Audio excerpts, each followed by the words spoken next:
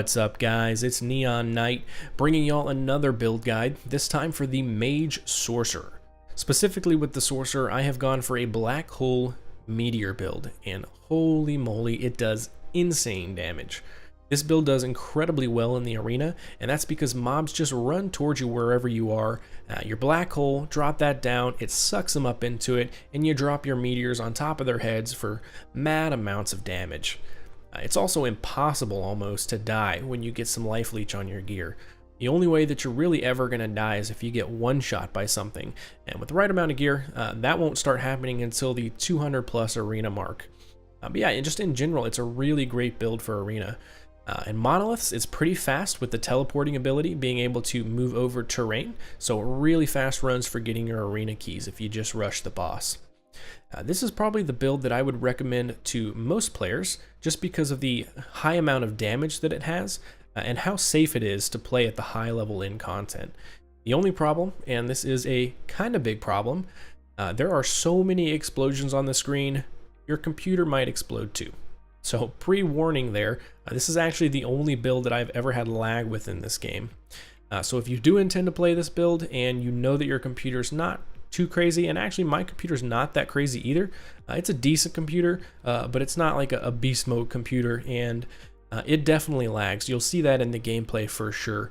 So you can either turn your settings down, or you can kind of just deal with it, which is what I do. So the way that I like to do my build guides is just straight away hop into a monolith map and show y'all what the gameplay is like. So if it's something that you guys enjoy, you can stay a little bit longer, and we're going to be going over more in depth with the passives and the skill trees afterwards. So let's hop into it. We're going to do a low level map. Nothing that crazy. It's literally a level 2, but to be honest, the only reason we're doing that is so that you guys can see the gameplay and again, see if it's something that you guys might enjoy. No worries at all though, because when we talk about the gear, on the left side of the screen, I am going to have a high level arena run playing for you guys. It'll show you, I think, about 180 or something like that, up to 210 where I died, just so you can get a good sense of the gameplay in the high level arenas. So let's just pick a random one here, doesn't even matter really, so let's just start it up. And what I want to do is chat about the abilities, how I use them, how I run these monoliths, and in general, just so you can kind of see the build and we can go from there. It's probably going to lag a bit, so you guys can see that as well and see if it's something that you guys want to deal with or not. So like I said, I typically rushed the boss on this character, but I'm going to stop a little bit. I won't go too fast, just so you can see a little bit of what's going on. I think one of the reasons for a lot of the lag is the ignites that's going out. Maybe that's it, maybe it's not. I'm not a computer guy, I have no clue. All I know is that it lags. But as you can see, so that's the right there. All right, so I teleport around. Make sure you want to always keep up your fire shield. It gives you a ton of resists. I drop one little meteor and I just walk past. And wow, we're already at the boss. So what you can do here is drop your meteors and, oh, see, there you go. Drop your black hole and it's dead. Doing monolith runs, you're actually not going to use the black hole that much. You're only going to use it if there's an actual boss mob. You're going to chunk your black hole down, it pulls everything in, and then you just drop a whole bunch of meteors. We're using focus here to regain mana. You see how fast I just regained my mana? That's pretty crucial in this build as well. You kind of get into a kind of a rhythm on how you do your abilities, and the way I do it is I get all my mana back, I put up my fire shield, I teleport, which gives me free mana cost, and that's when I throw my black hole down, and then I just start chunking out meteors, and then I repeat. And there's so much lag. And then I just kind of repeat the process over and over. And I do that for both monoliths, mainly for the boss there at the end, and I definitely do that in the arenas. So let's go ahead and go back to town here, and we'll chat about the gear, and you guys can see the arena gameplay in the background. Alright, cool. So let's chat about the gear. So what we're going to do is we're going to go piece by piece and kind of chat about the reason why I went with certain affixes. A big thing about last Epoch is pretty much all of your gear is going to be crafted. Almost from the ground up, as far as finding a blue with a couple high-level, high-tier affixes that you want, and then you craft it. So a huge piece of this game is crafting. So as you can see here, one of the choices that I went with this on my defenses was getting very high resists. Popping up my fire shield here puts my resists up to the 590 mark, and then I have a ton of void, necrotic, and poison. So I'm actually super tanky on this character because I also run block chance. So on this shield, I have 39% block and another 10% block chance on it. So that's almost 60% chance to block. Oh my god, math. 50. Wow. And I also do a little bit of chance to receive a glancing blow. So essentially what that is so on this shield, right, 10% chance to receive a glancing blow. It deals 50% damage to you if that does proc. So that is one of the two things that I've done on gear, is get the resists and get that chance to receive glancing blow. And then on the shield in general, I have that block chance. So let's go through here. So we got our helmet up here. Make sure you get a helmet that is a jeweled circlet. The reason you're doing that is just for that extra spell damage. Gives you a little bit of mana and a little bit of spell damage. From there, I went with, again, the chance to receive glancing blow, health, and a resistance. One of the things that I did when crafting all of my gear was to make sure I spread out my resistances between my pieces, just so I could get a pretty even spread of resistances here. And then the elemental resistances really just come from my fire shield, turning that on. That gives me a whole bunch. So up here, the vitality is what's giving you the void, necrotic, and poison. One vitality gives you 15 of each of those protections. So that's pretty big. So let's go to the amulet here. So it doesn't really matter the base. There's a couple different things that you can do. I think there's a cast speed amulet, not a huge deal for the build. So I just went with something with a little bit more protection. One of the big things on this though is getting that damage leached as life. Like I said, because you're doing so much damage on this, having any type of life leech, it just instantly puts your health back up to 100% from a single hit, and your hits are going off constantly with Meteor.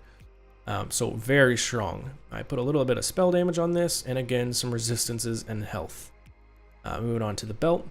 Having double chance to receive glancing blow, I need to tier this item up a little bit. It's pretty low, but point being here, the belt itself has 100 armor, so try to get a base with 100 armor. And then you can double roll the glancing blows. I think that can get up to, not sure, but I'm pretty sure you can get like 15 to 20% chance to receive glancing blow just on your belt alone. Health, and then some more protections. Over here we got, this is actually something that I don't want on this character. This is just something that I got from one of my other characters. Good thing about Last Epoch is you can gear share relatively well, and it not matter too much. I would prefer to have either spell damage or fire damage in place of the necrotic damage. But as you can see, you get the health, you got a little bit of protection, and then you got the affix for 18 health per equipped item. So I have that on both rings. Again, another piece of health. Same thing, I would change that necrotic damage out to fire or spell damage. And down here, again, this is probably something I would definitely want to switch off. This is actually from my other mage character that I have, where I do a lot of ignite damage. So that's where this chance to ignite came in, but it's kind of useful for this build just because I am doing fire damage. So it has that fire damage on it. It's got the health, and it's got the elemental protection. That's a little bit of elemental protection. Basically what elemental protection is, it actually gives you the same amount for each fire, cold, and lightning. So that's pretty good. So instead of, for example, like you see right here, just 31 lightning, it gives you for everything, fire, cold, and lightning. My boots here, again, chance to receive glancing blow.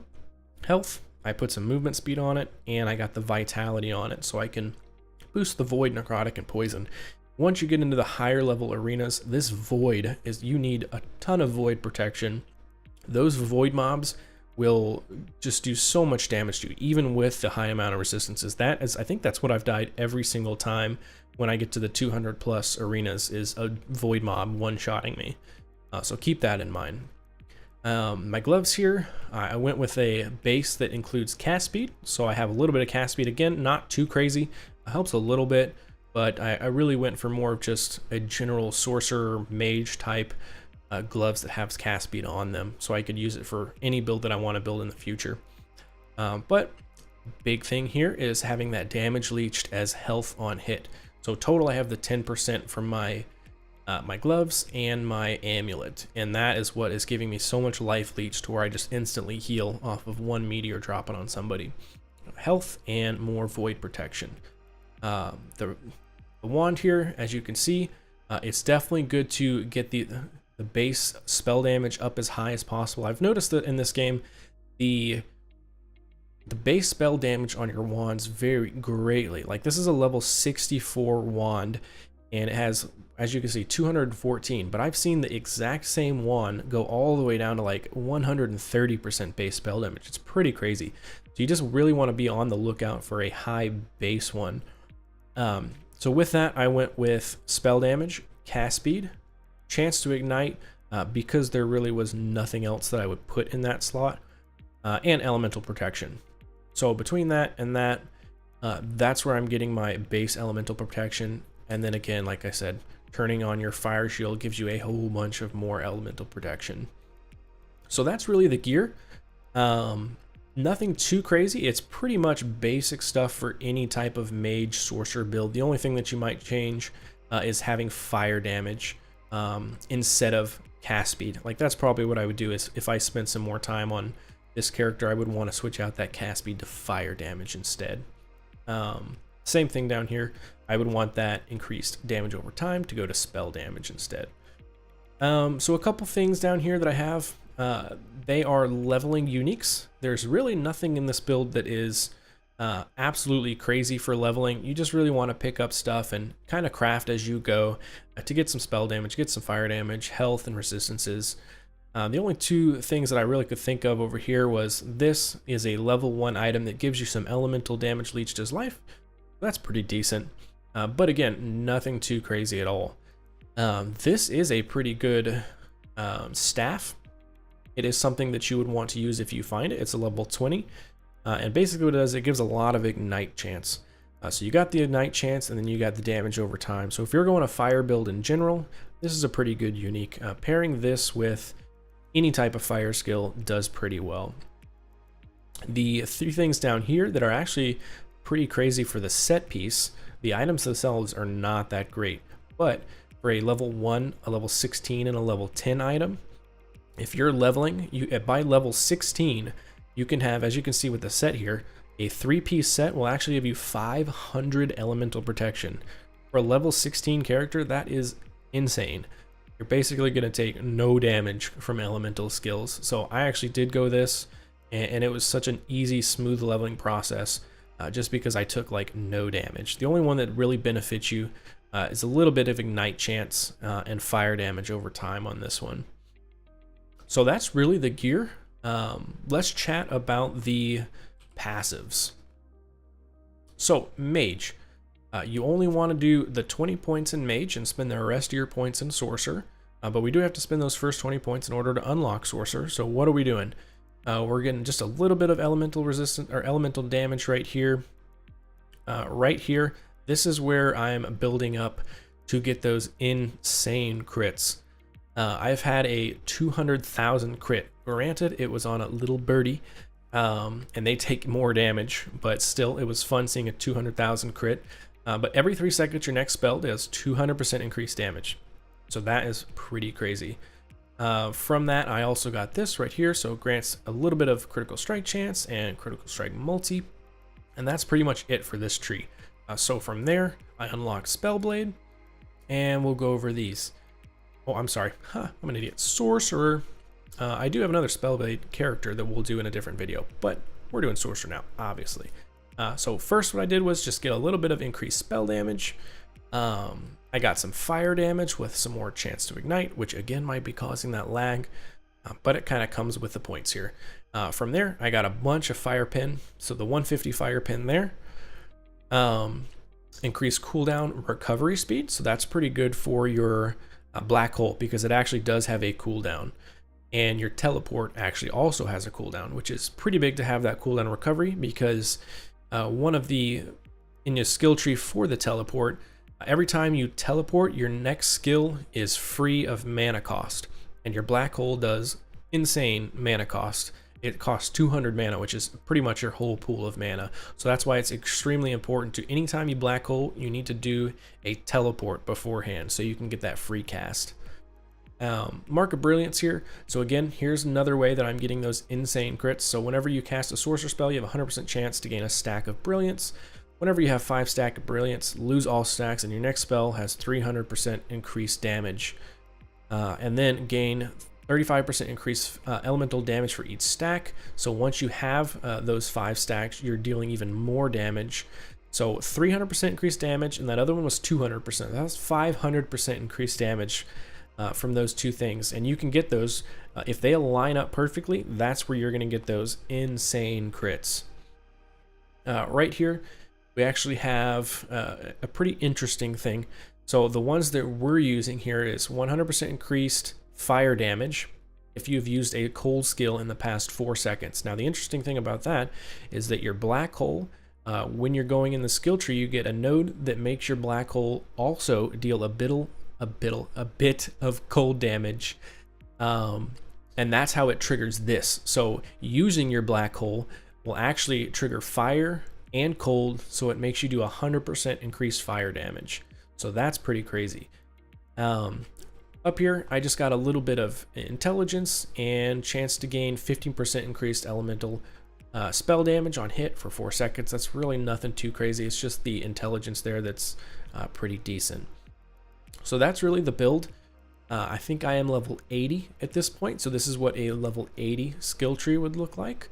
I would probably put another point in here, and then I would finish this out. So at that, you're looking at like 88, 87. So that's a pretty high-end character. So that is the passives. So what we're going to do now is talk about these skills. So the skills themselves are extremely important, especially your black hole. This is a big part of your arena build. This will make all the difference in your arena. The first thing that you're going to want to do is rush this node right here. Base mana cost is 200, like I said. It draws nearby passing meteors to the black hole's location every second. So that actually is kind of confusing, but it actually has nothing to do with your meteor skill. It's actually separate meteors that are getting drawn into the black hole. Now, the reason that is good is because it does, 1, it's an insane amount of damage, and 2, there's a couple things that we go through to get here, right? So there's increased duration,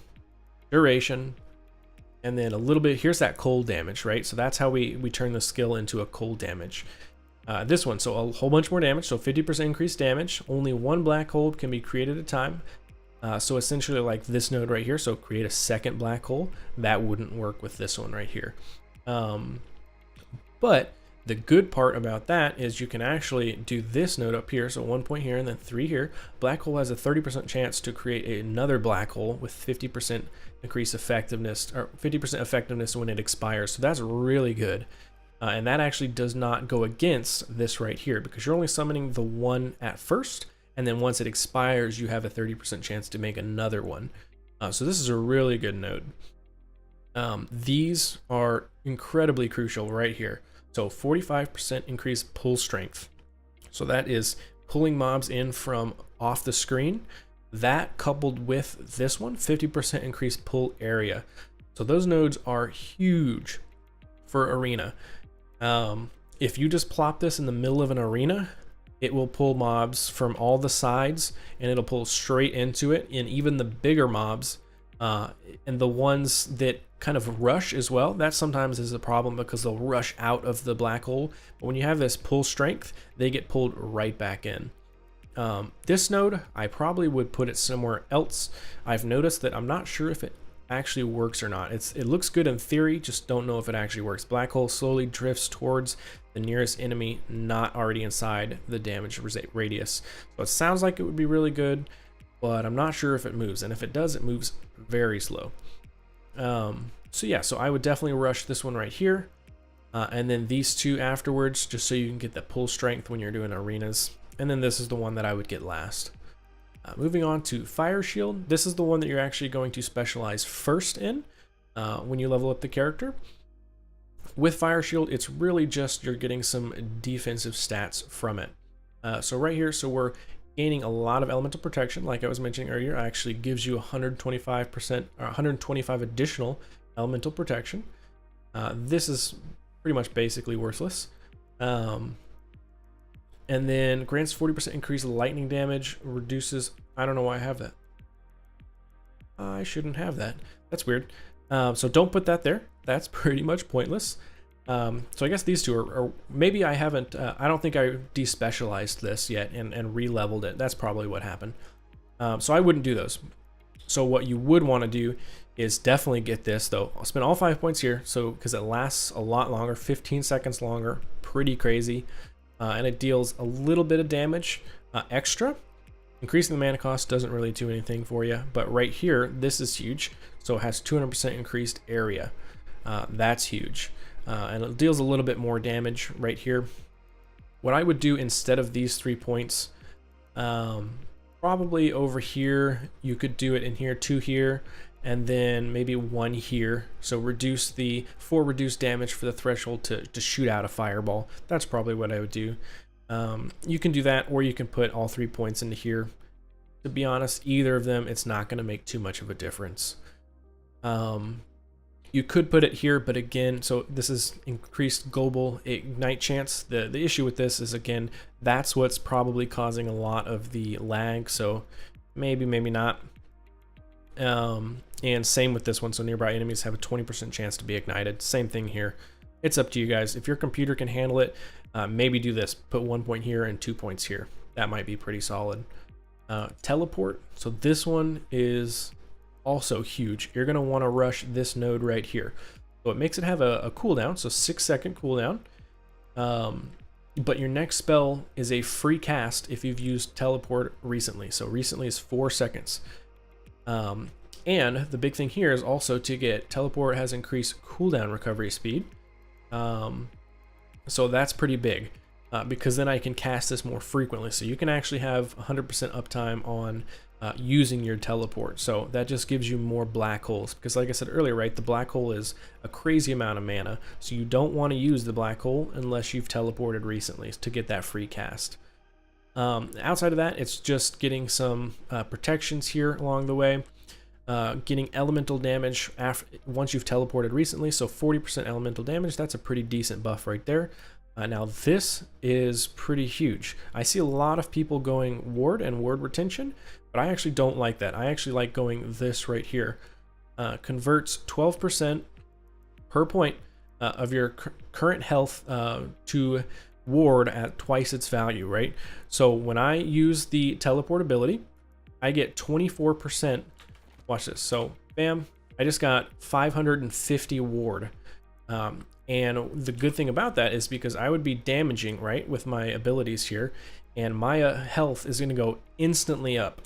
So if I just do this all the time, so I have 940 plus that 600, and I do it again, right? So now I'm at 900 and 800.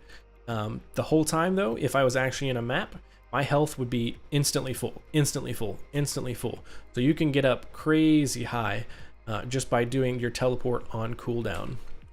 So as you can see, so we're already getting like 1600 effective HP. So it's super solid on that one. I definitely recommend getting this early, maybe even after this, just because it gives you so much survivability. So after that, we got your Meteor here. What we're doing with Meteor, there's a couple different things that I think you can do with this. You can either go a crit build, which I didn't do. I might try that next. But what I did was go over here to essentially just add a bunch of meteors to the cast. So adds an additional meteor. We got a whole bunch more additional meteors here, and then they drop more frequently. So it's just coming down faster. More damage against enemies on full life. And then here, this is important. So 100% chance for the meteor to break into shrapnel on impact and more shrapnel damage, right? So I'm getting a whole bunch of meteors, and they're all breaking up into shrapnel on impact, which just does more AoE damage. So that's kind of the build idea of the meteor. What you could do is probably maybe take out these 3 points and put them into crit. That actually might be what I would probably do instead. And then up here you got some crit multi. So there's a couple different things you can do with your meteor. So let's go over to focus. So this one is also pretty huge. The reason this is huge is because it does so much mana, right? You might accidentally use this and then, oh my god, I'm crazy out of mana, right? Don't worry, because you just hit focus and your mana's back to full in under 1 second.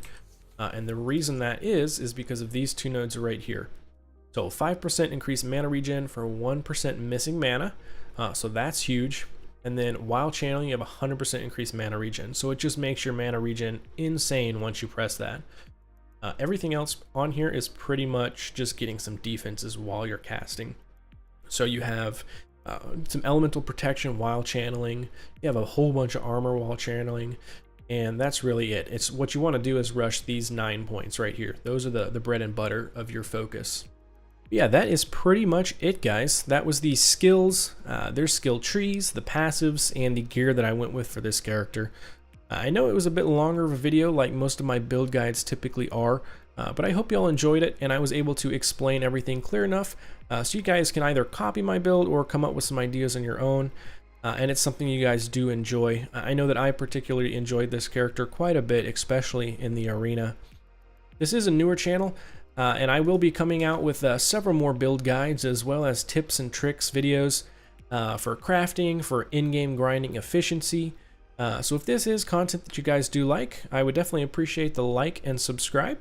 You'll get notified on when I post videos for these guides and these tips and tricks videos that I have coming out. Also, leave some feedback in the comments on what y'all liked about this guide. And if there's anything that you guys think I should change up in some of my next videos, definitely let me know. I'm totally open for suggestions. I think more importantly, honestly, just let me know what builds you guys are running. Is there anything that you guys find super OP and really fun? Are there builds out there that are absolutely terrible? I know I have found a couple. Let me know. But yeah, so let me know what your favorite builds are so far, guys. That about sums it up. I hope everyone is enjoying Last Epoch. Y'all have a great rest of your day.